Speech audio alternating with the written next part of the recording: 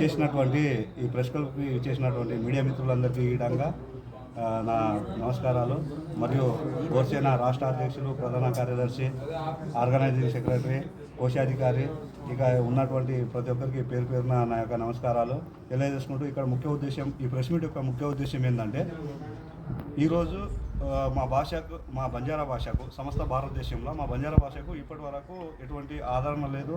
మాకు లిపి అనేది లేదు. ఈ గోర్బోలి అనే భాషను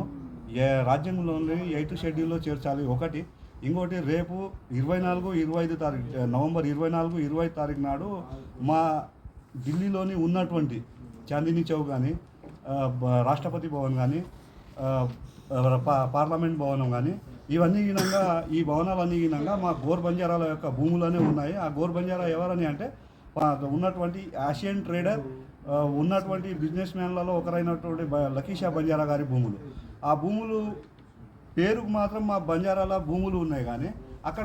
ఎటువంటి ఆనవాళ్ళు లేవు. ఈ ఆనవాళ్ళు లేనందువల్ల రేపు 24-25 తారీఖు నాడు మేము భారతదేశం మొత్తంలో గినంగా ఒక్కొక్క రాష్ట్రంలో గోర్మల అనేటివి ఇంతకుముందు చేసేవాళ్ళము, గోర్సేన గోర్సిక్వాడి తరపు నుంచి. కాకపోతే ఇప్పుడేమైందంటే తాండాల్లో గిట్టంగా ఇదే గోర్మల గోర్సిక్వాడి లాగా మన జాతిని మనము నెమరేసుకోవాలి, మన ఆనవాళ్ళను మనము తెలియజేసుకోవాలి, మన ఆనవాళ్ళు మనం గుర్తించుకోవాలనే ఉద్దేశంతో 24-25 తారీఖు నాడు సేవలాల్ మహారాజ్ జన్మోత్సవాన్ని ఏ విధంగా అయితే మనము ప్రతి ఏటా భోగబండారో కార్యక్రమం జరుపుకుంటామో, అదేవిధంగా ఈరోజు మనము నవంబర్ 24-25 అనేది మనము అక్కడ నుంచి మనం భూములు వదులుకున్న రోజు కాబట్టి భోగబండారో కార్యక్రమాలు చేయాలి. ఆ భూములు ఎందుకు వదులుకోవాల్సి వచ్చింది, అక్కడి నుంచి మేము ఎందుకు పోవాల్సి వచ్చిందని అంటే,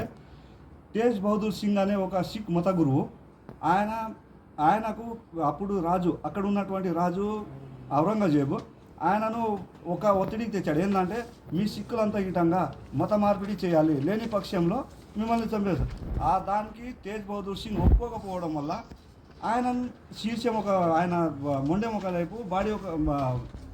మొండెం ఒకవైపు, తల ఒకవైపు చేసిండు. అందువల్ల ఆ రోజు ఎవరి నుంచి కానప్పుడు సిక్కులందరి దగ్గరికి వెళ్ళి,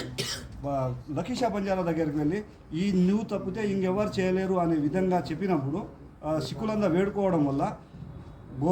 మన గోర్ బంజారాలో అయినటువంటి లకీషా బంజారా తన 40,000 పశువులు ఆయనవి, ఆ పశువులన్నింటినీ పంపించి ఆ ధూళిలో అక్కడి నుంచి బాడీని తీసుకుపోవడము, మళ్ళీ మొండెంని ఒక దగ్గర, బాడీని ఒక దగ్గర ఉండడం వల్ల విధంగా బాడీ తీసుకెళ్ళి లకీషా బంజారా ఇల్లు అయినటువంటి ఇళ్ళలో దహనం చేయడం వల్ల ఆ రోజు మళ్ళీ అది ఈ మొండెం ఎవరు తీసుకెళ్లారు అని అంటే, అప్పుడు చెప్తారు ఏమని అంటారంటే, ఇక్కడ నుంచి లకీషా బంజారా అంటే మా భాషలో ఖాడు అని అంటాము, అంటే పశువుల మంద వచ్చిండే, ఆ మందల ఎవరు వచ్చిందంటే లకీషా బంజారా గారి వచ్చిందని చెప్తాడం వల్ల అప్పుడు ఔరంగజేబు రాత్రికి రాత్రి లకీషా బంజారాను పిలిచి నువ్వు చేసింది తప్పు అని అంటే, నీ ధర్మం నువ్వు చేసినావు, నా ధర్మం నేను చేసినా అని చెప్పడం వల్ల ఔరంగజేబు ఆగ్రహించి అర్ధరాత్రి ఎటువంటి సమాచారం లేకుండా దొంగతనంగా మా గుడారాల, మా తాండల పైన దాడి చేసి అక్కడి నుంచి మేము కొందరు ప్రాణ నష్టం జరిగింది. ఆనేయడం వల్ల అక్కడ ప్రాణ నష్టం జరిగింది. ఇంకా అక్కడ ఉన్న పెద్దలందరూ ఉండి మనం ఉంటే ఎలా అయినా బతకొచ్చు అని చెప్పి అక్కడ నుంచి మేము మా తాండాలు విడిచిపెట్టి వెళ్ళిపోవడం జరిగింది. దానివల్ల మేము చెప్పేది ఏంటంటే, మా భూములలో అక్కడ మా ఏం ఆనవాళ్ళు లేవు కాబట్టి, మా గోర్ బంజారాలో ఎటువంటి ఆనవాళ్ళు లేవు కాబట్టి నేషనల్ గవర్నమెంట్ని కానీ, సెంట్రల్ గవర్నమెంట్ని కానీ, స్టేట్ గవర్నమెంట్ కానీ మేము విన్నవించేది ఒకటే ఏందని అంటే, అక్కడ మా యొక్క ఆనవాళ్ళు, అక్కడ ఏ వ్యక్తి అయితే భూములు ఉన్నాయో ఆ వ్యక్తి స్టాచ్యూ పెద్ద స్థాయిలో పెట్టండి, మాకు అక్కడ ఒక 10 ఎకరాల స్థలం కేటాయించి అక్కడ మాకు గోర్ బంజారా స్మృతివనం కేటాయించండి, అలాంటివి చేయాలని చెప్పి ఈ ప్రెస్ మీట్ యొక్క ముఖ్య ఉద్దేశం.